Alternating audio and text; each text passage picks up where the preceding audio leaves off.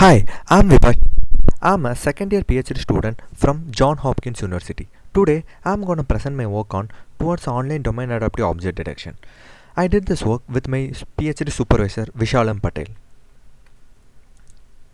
Existing object detection models have shown state-of-the-art performance in detecting objects. However, due to domain shift, essentially the model performance drops during deployment. Here, in the left images, the model has been trained on, and in the right images, due to domain shift, we can observe there are a lot of misdetections. In order to tackle domain shift, UDA methods have been proposed and has shown promising improvements.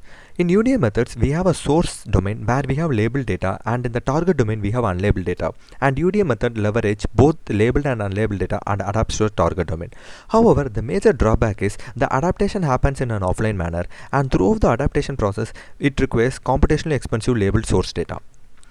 To overcome this, existing methods have followed source-free domain adaptation scenarios where instead of labeled source data, we have a source train model and we adapt the source train model to the unlabeled target domain data.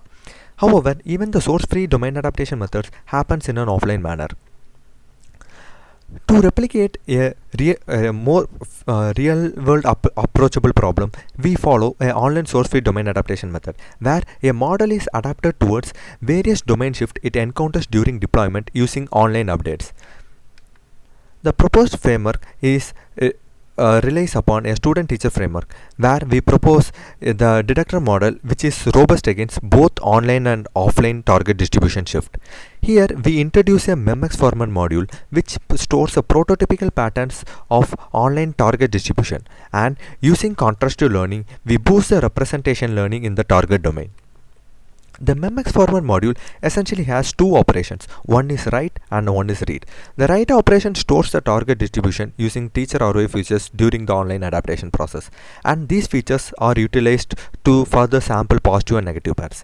In the read operation, the student ROI feature is queried to the MemXformer module, and weighted sum of most and least similar memory items are retrieved.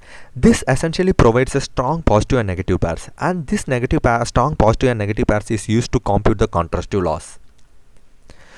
The overall loss function here is the combination of pseudo-label loss and MemCLR loss.